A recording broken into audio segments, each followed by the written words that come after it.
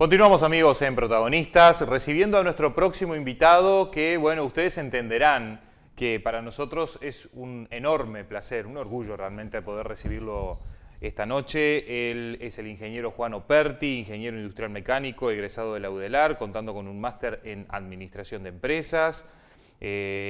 También se ha desempeñado en cargos de supervisión y gerenciales en la industria metalúrgica, petrolera y textil, focalizándose desde el año 1998 en la temática logística y operaciones. Al día de hoy es gerente de logística para Sudamérica de Catoen Nattier, empresa que tiene 9.000 empleados y está en 27 países con terminales portuarias y plataformas logísticas. Catoen Nattier en Uruguay es accionista de Terminal Cuenca del Plata, Zona América, Costa Oriental y el Parque Logístico Polo Oeste. También se desempeñó en el área gremial como director ejecutivo de la Cámara de Zonas Francas del Uruguay desde el 2008 hasta este año 2014 y presidió en representación del sector privado el clúster de transporte y logística desde el 2005 al 2009. Es socio director, además, desde el año 2008 de la consultora internacional Gemistion, especializada en zonas francas, y desde la consultora Operal, focalizada en ingeniería logística, desarrollando ambos proyectos en Uruguay, así como en El Salvador, Costa Rica, Chile, Panamá, Colombia, Guatemala y Paraguay.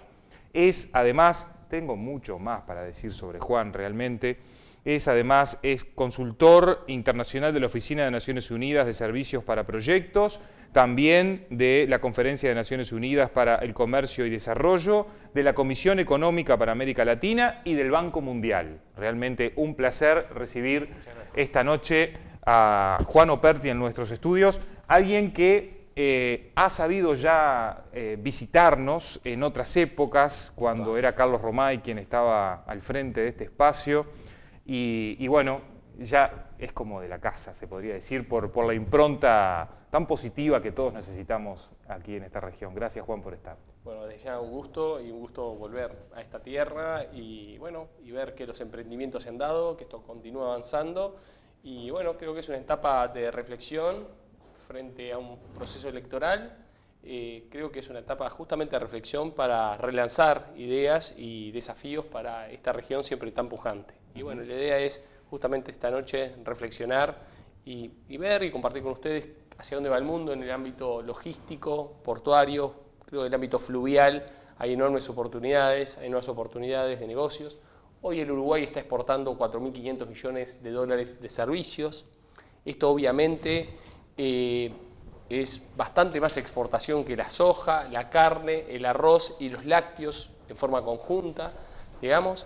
Entonces, digamos, los servicios se posicionan como una oportunidad para el país y creo que los mismos, la capital, Montevideo, ha sido un poco egoísta y no lo hemos descentralizado y justamente es cómo podemos el interior del país también beneficiarse de los servicios. Cuando hablamos de servicios no hablamos solo de turismo, hablamos de logística, hablamos de servicios profesionales, hablamos de servicios de zonas francas y también las zonas francas, si vemos el mapa del Uruguay, están muy concentraditas en Montevideo. Creo que hay zonas francas de servicios y otro tipo de zonas francas que podremos tal vez compartir a lo largo a medida que vayamos charlando, que deben acercarse hacia el interior del país.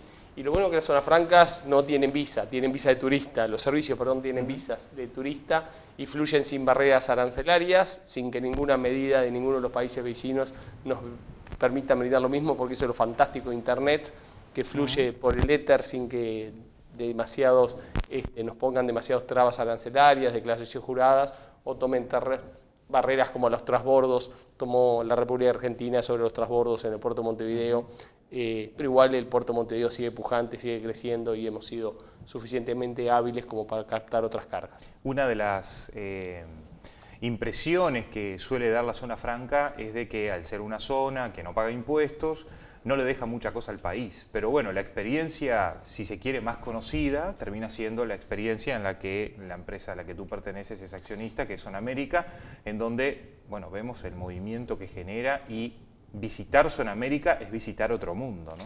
A ver, siempre es la dicotomía si las zonas francas aportan o no a las economías de los países. Primero, el régimen de zonas francas del Uruguay es un régimen como está conseguido también en las zonas francas en el resto de América Latina, en los cuales son inversiones que cuando un inversionista decide radicarse en una zona franca, no opta entre radicarse en territorio franco o no franco. Lo que opta es radicarse entre la zona franca de un país o de otro país. O sea que si esa inversión decide por las características de la inversión, un régimen de zona franca opta entre la zona franca de Argentina, o la zona franca de Uruguay, o la zona franca de El Salvador, o la zona franca de Panamá, o la zona franca de Colombia. Pero es un régimen de zona franca por el cual va a optar. O sea que está optando por un país. ¿Y cuál es el que le da una mayor respuesta de certidumbre jurídica, de certidumbre fiscal, de certidumbre en cuanto a los recursos humanos, etcétera, para instalar su inversión? Para que tengan una idea, muchas veces se dice respecto al sacrificio fiscal de las zonas francas. Y cuando uno rankea el por qué una empresa se instala en la zona franca, el aspecto fiscal aparece al final de la lista. Aparece en quinto, sexto, séptimo, octavo, noveno, décimo lugar, porque en algún lugar esa empresa termina tributando. Las inversiones que están llegando al Uruguay bajo régimen de zona franca están brindando al Uruguay tecnología. Por ejemplo, veamos un caso concreto, o sea, empresas que se radican en zona franca están empleando muchachos y capacitándolos en tecnologías de la información que el mercado uruguayo, por sus dimensiones propias, nunca no hubieran tenido capacidad de que nuestros ingenieros en sistemas se hubieran capacitado en determinadas aplicaciones informáticas. Y eso es gracias a que empresas del exterior que de Uruguay centralizan sus operaciones informáticas para el mundo, por ejemplo, porque de Uruguay se brindan servicios informáticos, lo que se llaman centros BPO, o sea, centros de procesamientos empresariales en los cuales una empresa internacional radica sus operaciones empresariales, instalan servicios de data center, servicios de software en el Uruguay, de acá los prestan al mundo, digamos. Obviamente esto está soportado en tecnología de la información, tienen que capacitar a sus ingenieros, a sus técnicos informáticos, que el mercado uruguayo no hubiera sido nunca atractivo porque de acá le prestan servicio a cientos de millones de personas. Claro. Entonces, eso nos permite que Uruguay sea un gran centro de servicios globales. Y los servicios globales, incluidos el turismo, la logística, los servicios empresariales, profesionales, etcétera, ya representan 4.200 millones de dólares de exportaciones de servicios. Digamos, entonces, los servicios para Uruguay es un antes y después en nuestra balanza comercial. Nuestra balanza comercial es superavitaria gracias a los servicios. Si nosotros tomamos nada más que los bienes, importaciones y exportaciones, somos deficitarios. Y los servicios, digamos, es la gran apuesta de los países hoy en el mundo. Australia, por ejemplo, exporta más de tecnología en servicios asociados a la industria láctea que de productos lácteos. Entonces, ¿cuándo, por ejemplo, Uruguay, por qué no empezamos a exportar servicios asociados, por ejemplo, a la agroindustria?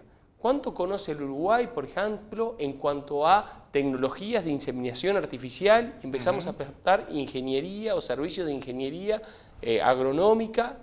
Que se ha crecido mucho en esa área. Sí, o ingeniería, digamos, relacionados a los tambos, ingeniería o servicios tecnológicos relacionados a la agroindustria, etcétera, y empezamos a prestar esos servicios al resto del mundo. Eso sí, necesitamos bilingüismo, necesitamos que nuestros ingenieros agrónomos sean obviamente muy fluidos en el habla de idioma inglés y español, tal vez portugués también, porque son muy competitivos nuestros ingenieros agrónomos, y bueno, y empezar a vender esos servicios obviamente en otros mercados. Entonces ya, digamos, nuestra capacidad de haber ejercido la agronomía en nuestros campos, en nuestras tierras, ampliar nuestro horizonte, porque obviamente el factor tierra es limitado, y ampliar nuestros servicios vendiendo estos servicios, ese know-how, al resto del mundo hacia latitudes que obviamente no son competencia directa de nuestros productores.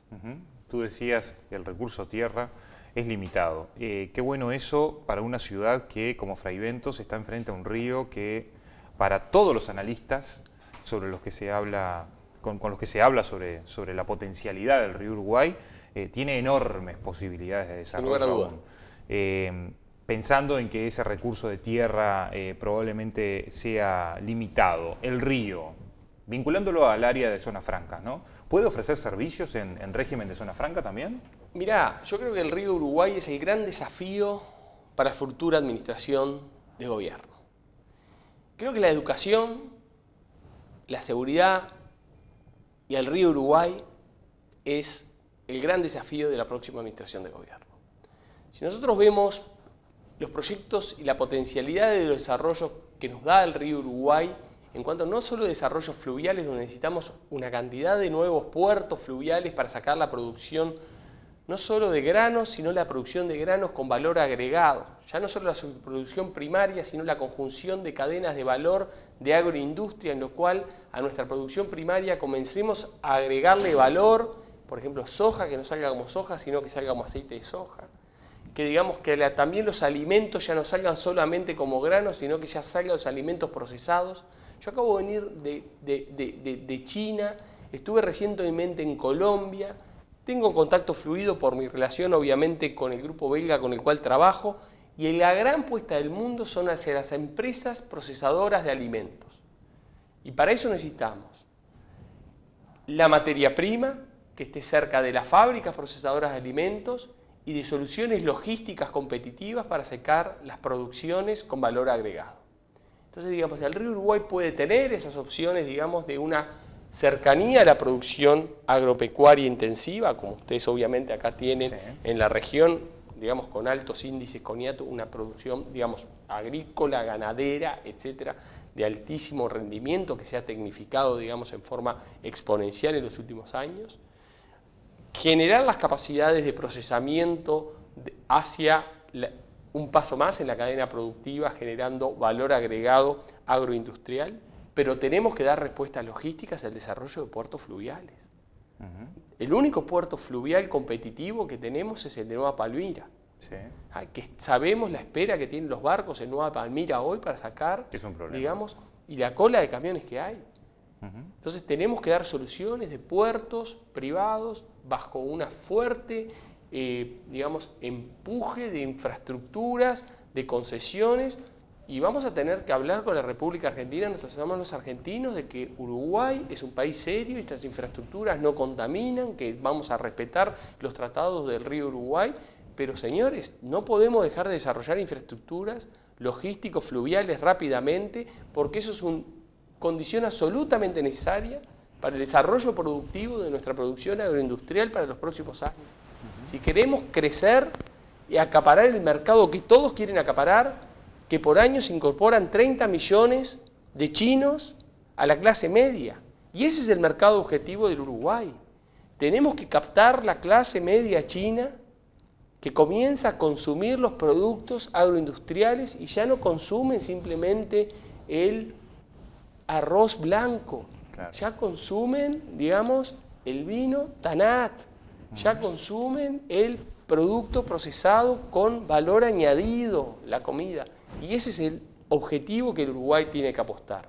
Tenemos la materia prima, tenemos nuestra carne que es altamente reconocida, tenemos nuestros frutos que son altamente reconocidos, tenemos nuestros granos que son altamente reconocidos, tenemos que incorporar la matriz productiva agroindustrial, pero tenemos que dar una solución logística que se acompase con las terminales portuarias de Montevideo, pero para eso necesitamos terminales también portuarias, fluviales muy competitivas, y el río Uruguay está llamado a jugar ese rol para que se conjuguen esos dos eslabones y salir competitivamente hacia un mercado objetivo que para mí sin duda va a ser la China y la India en la próxima década.